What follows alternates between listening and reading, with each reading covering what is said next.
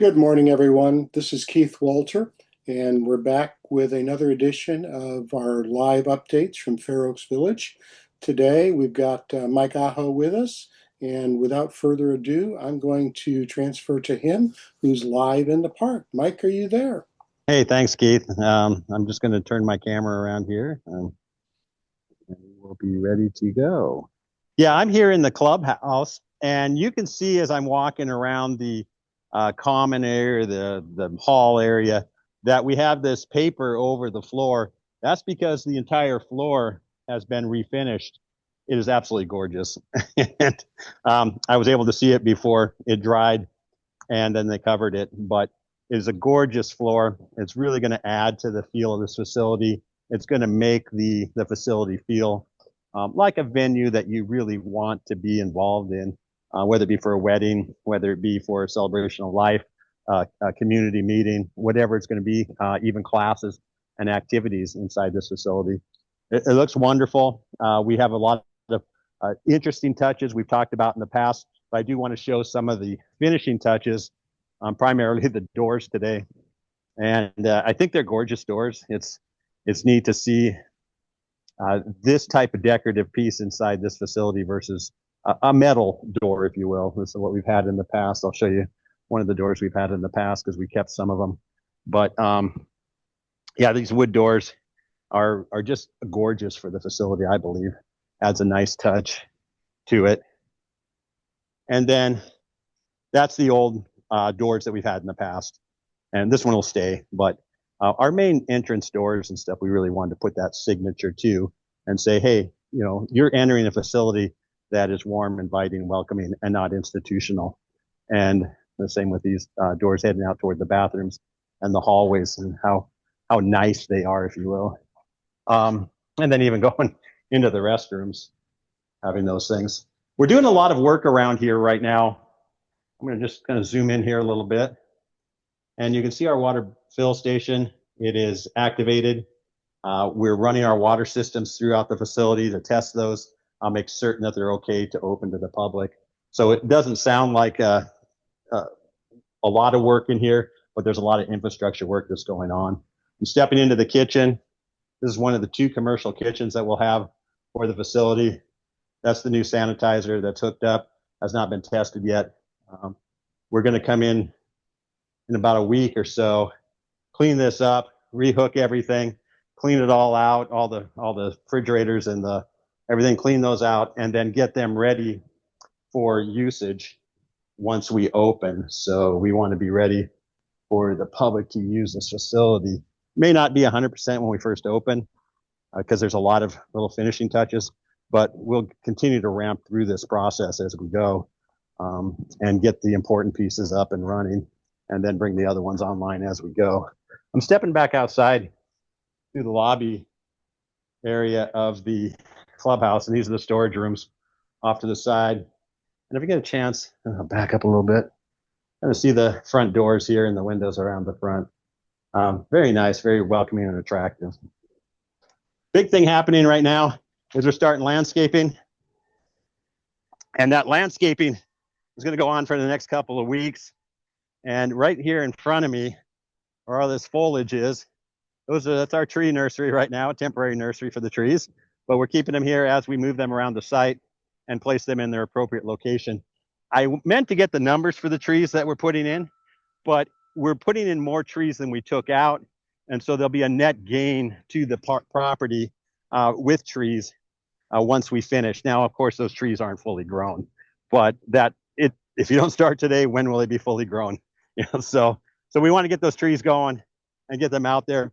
We're also starting our shrubbery. We'll be doing smaller shrubs and stuff around the park. That's still to come. You can see all these red flags here along this little slope here. Those are all just shrubs. So that's a location for shrubs that will be going in here. So all the red flags around the park that you see, if you're walking by, those are for shrubs. There's a whole bunch of them right here as well. And so there'll be quite a few shrubs. We're finishing up the wall outside here and the step area. We got the bike racks in. I think it's really important to have these infrastructure things like the bike racks, EV charging, and shared ride drop off and pickup, because what that means is a few less cars in the village. So even if it's 2 cars, if only 2 people riding the bikes down here, that's maybe 1 less car, because they probably rode the bikes together, they probably drive together.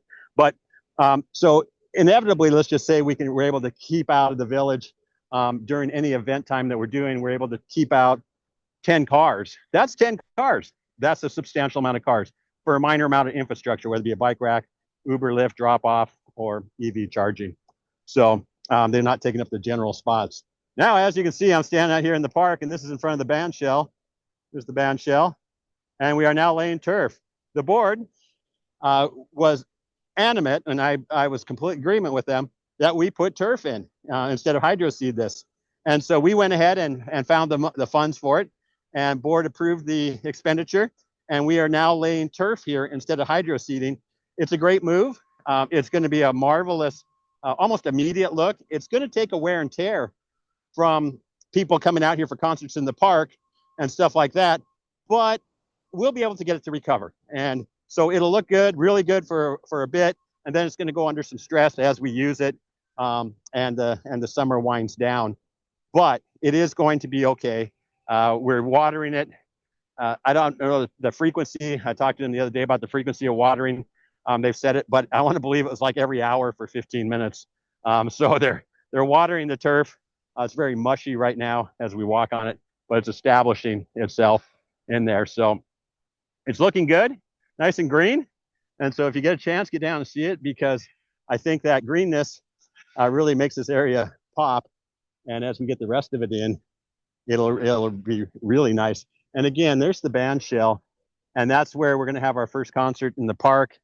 In here, we'll have some over at Fair Oaks Park starting early July, but the first one here will be Thursday, August 22nd. I believe that's a Thursday. And just before that concert in the park, we will do a official ribbon cutting for the park. Now, we'll be open before that, but it will not be, the official opening. It's going to be the soft opening. And so the ribbon cutting will be just before the concerts in the park on August 22nd. And then we go into a full weekend of events and activities, celebrating the completion of this marvelous project, and one that's taken a ton of time. So I just wanted to share that with you all now. And I'm going to head over to the amphitheater for our next section. Mike, thanks for that. It's exciting to see the park getting so close to completion. Yes, it is. Thank you. We're going to switch gears for just a moment, talk a little bit about some other news that's taking place in the area. One of them is the Historical Society of Fair Oaks, Fair Oaks Historical Society, or FOHS, is getting ready to celebrate their 50th anniversary. And it also happens to be Fair Oaks' 130th anniversary. They're planning for a celebration on September 27th. And if you go to our website or their website, there's lots more information if you want to get involved, either with the planning or there are some paid events that they'll be doing in that celebration. One of the other activities that's taking place in the area for our youth is the Orangevale Fair Oaks Food Bank farm, which is adjacent to the food bank in Orangevale, has 3 different farm camps going on this summer. And this is for children entering 1st through 5th grade. They have some scholarships available if necessary. It's a great program and teaches kids kind of where our food comes from and a love of the land. And also wanted to let everyone know that there is a lunch at the library program this summer for youth under 18 where they can get a free meal. No registration is required. Just show up at the library. Lunches have to be eaten there. Continuing in local news, we have a parking lot in Fair Oaks Village, which I think a lot of people haven't discovered yet, but a lot of people have. This is the recent update that we got from Google saying that we've had a total of 1,000 views of the new parking lot.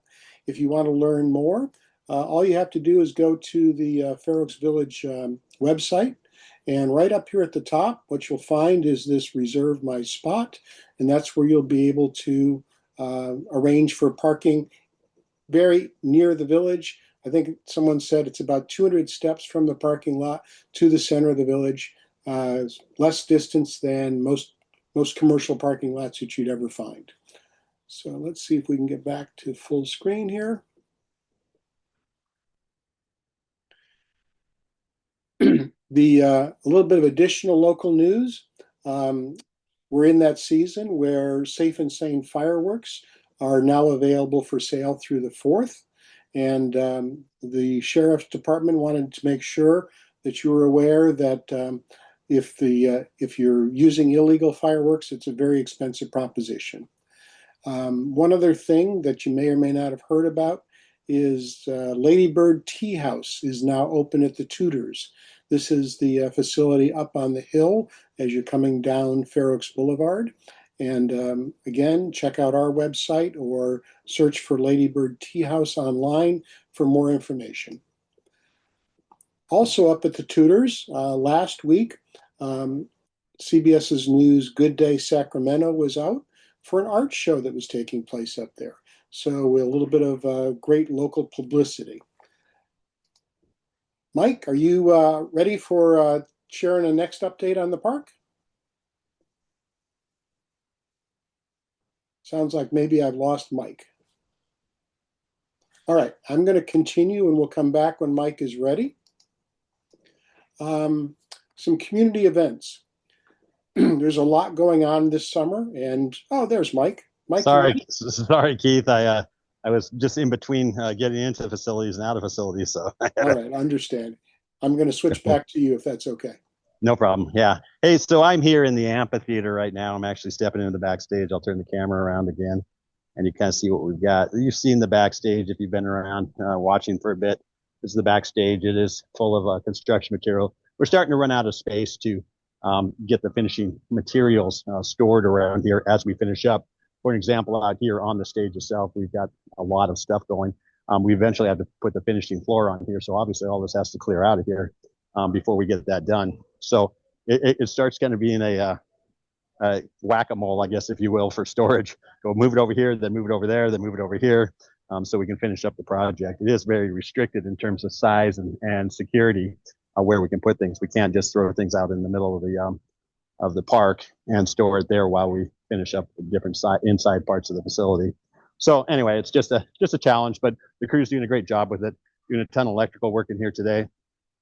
They're pulling wires for a variety of different things. I couldn't even tell you what they're for, just a ton. You can see the screen has been pulled down, that white screen back there.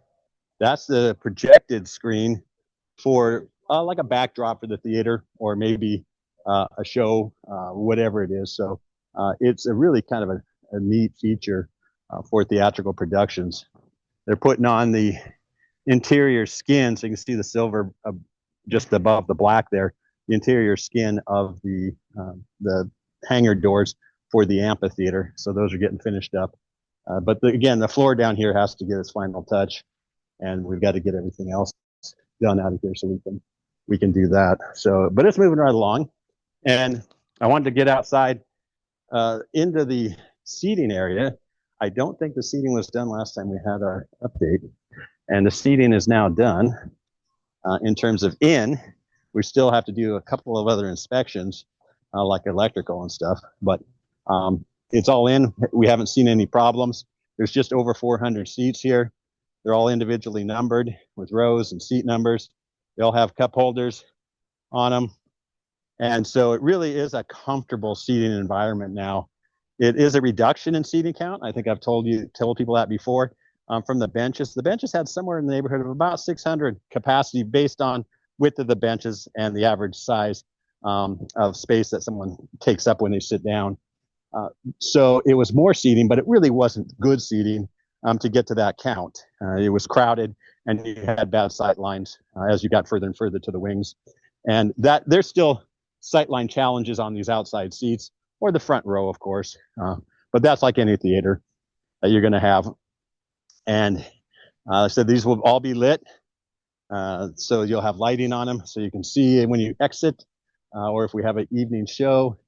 We're working on the sound bar right now, and getting the exterior lights, the ones pointed down toward the audience. So at the end of the show, we can flip those on and illuminate the seating area so people can see to get out. But it's coming along. I'm excited about the seating. I think it's a wonderful addition. We also have these two concession areas, one here on that wing, and there's a roll-up door there for the other one, and the roll-up door there for that same one. So there's two sides for concessions, and what we're working on there is cleaning those out, getting them ready to be used for our first shows. We'll have light concessions. It won't be anything substantial. Pretty much prepared stuff, some beverage, things like that. But we are going out to bid for our concession operations. So we expect to have those in place probably sometime in December-ish, right around then, to be able to service the entire facility or parts of the facility, depending on what the RFPs come back as. And that's a request for proposal. If those come back with certain elements, may not come back with all the elements we'd like, but we'll deal with that. And the big elements that we put in the bid sheet was the concessions here in this facility, as well as the black box. So that was a primary consideration for concessions, that we have a concessionaire that can do that. And when I say concessionaire, it could be a nonprofit. A nonprofit can bid on this as well, and potentially use that as their main source of fundraising.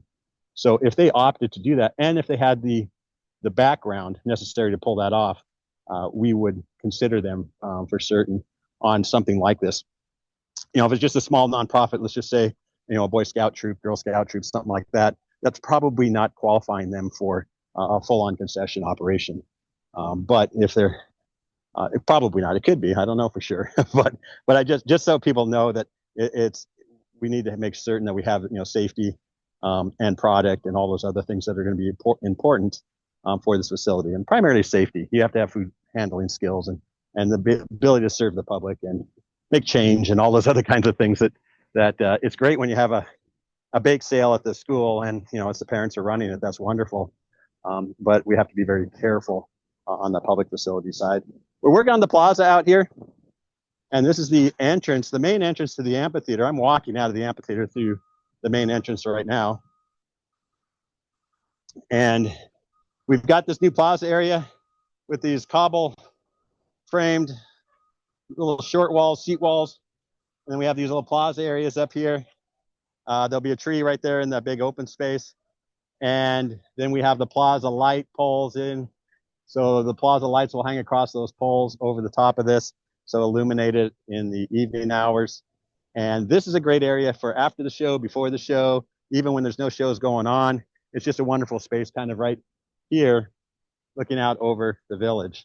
So it's the welcoming area for everything that we're doing. And as we talked about, I talked briefly about an Uber Lyft drop-off, during shows.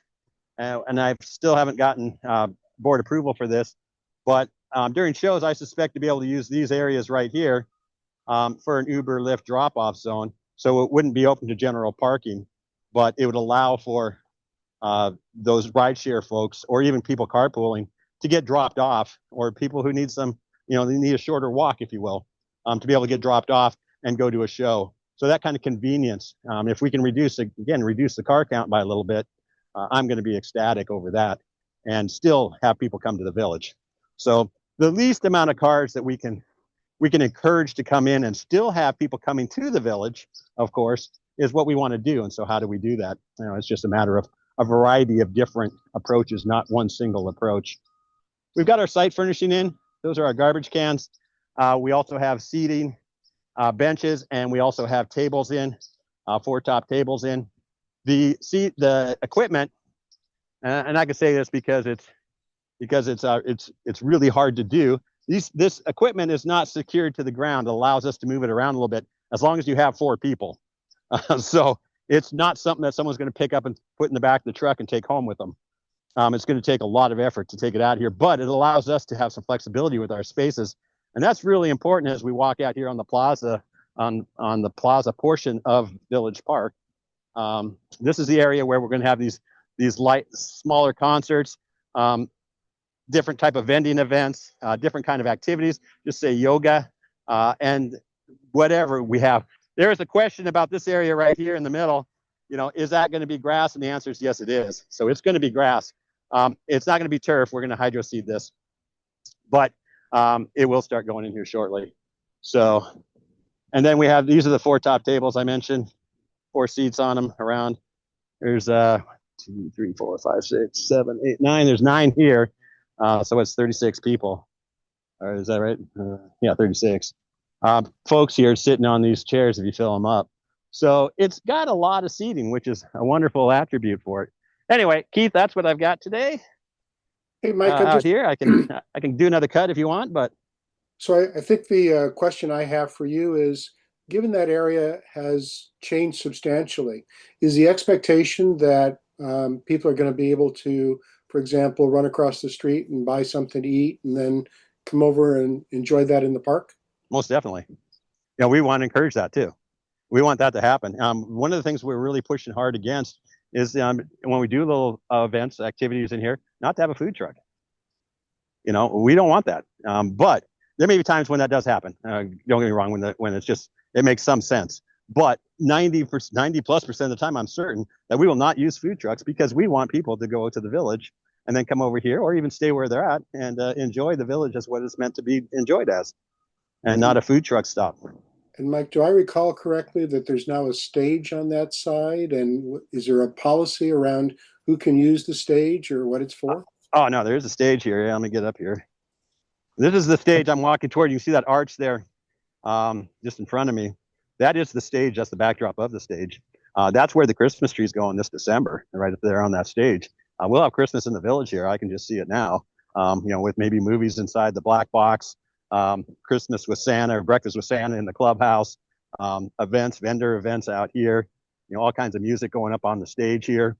So yeah, this is a stage. And so we anticipate this stage being more, again, of a community-based stage, not a full-on production stage. So something where it's almost a pop-up or very community-driven. So this is what this stage is for. Right now, we don't have our policy in place for how this would use. So let's just say it's a Thursday night and the park's open and somebody comes up here and starts just playing their guitar. At this point in time, we want to encourage that and we want that to happen. But if it gets overwhelmed, we may have to establish something.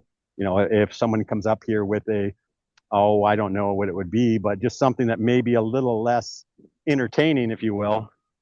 And how do we keep that from happening? Someone coming up here just spewing a bunch of, maybe it's just a political, maybe it's just a political campaign, for an example, and they just stay up here for hours. It's like, well, no, that's not exactly what we wanted. We can let that happen, of course, under a scheduled event, but to just constantly let that kind of thing happen, I don't know. Maybe it will happen. I don't know. Maybe like a Cesar Chavez Park over in Sacramento, But overall, this is our community stage, the one that really will be putting out and putting our best foot forward for our community type of thing. So yeah, available for anybody right now.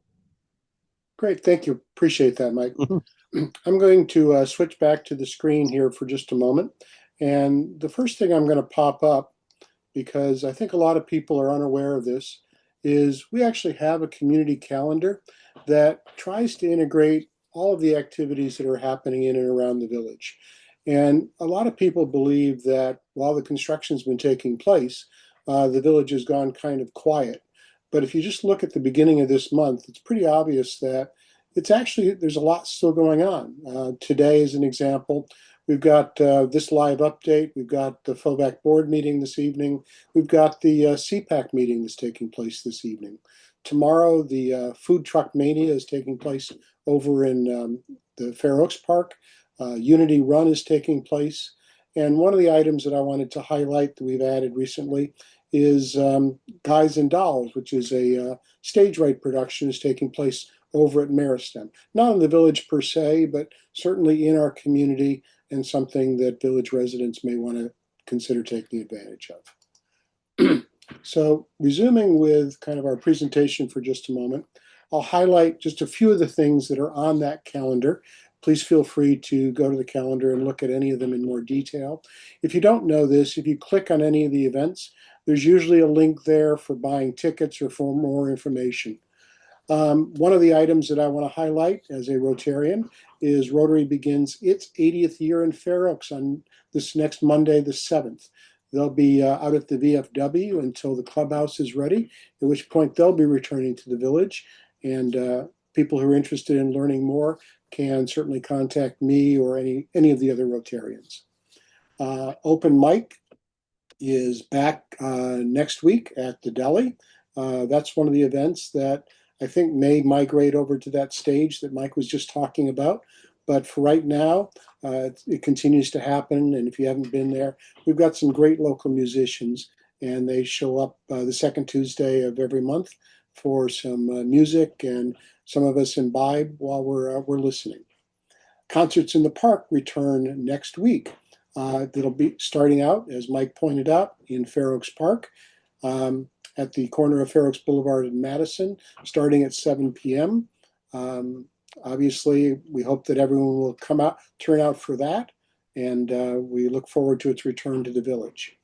And if you haven't heard, there's an organization called Permaculture, which meets the fourth Wednesday of every month, and they're up at the Tudors up on the hill.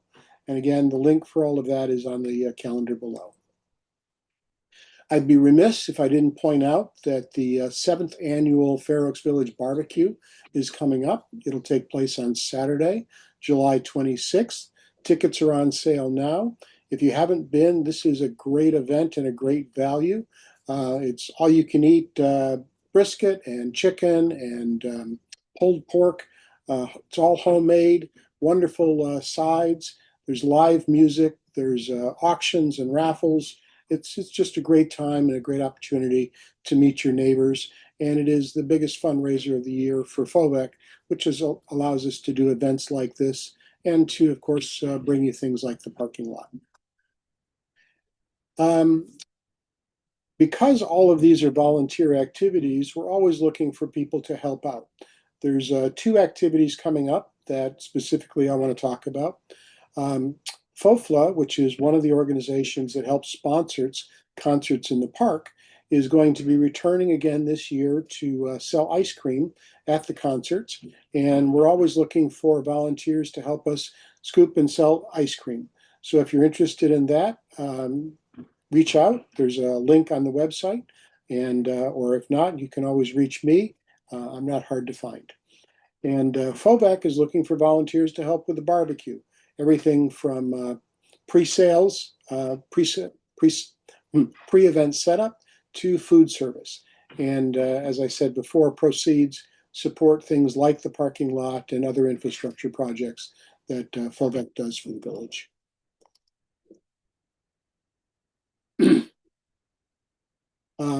Just a reminder that all the FOVEC board meetings, committee meetings, etc., are open to the public. You don't need to be a member to volunteer with any of these organizations. And our next update will be on the 6th. Mike, do you have anything you wanted to add before we leave today?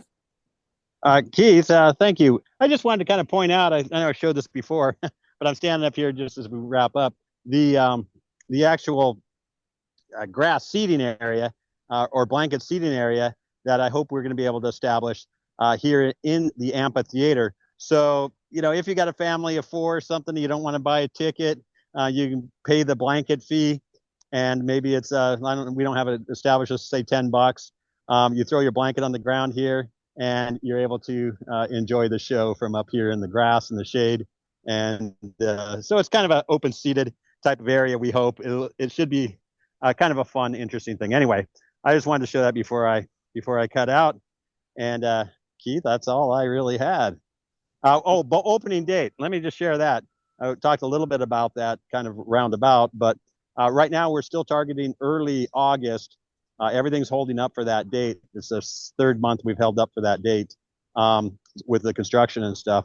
So that's where we're at right now. Again, it all depends on occupancy permits and things like that. I don't want to make any guarantees, but at this point in time, we're looking at early August. That's really exciting. Great news. Yep. All right, Mike, thank you very much, and we'll see you all next month. Bye.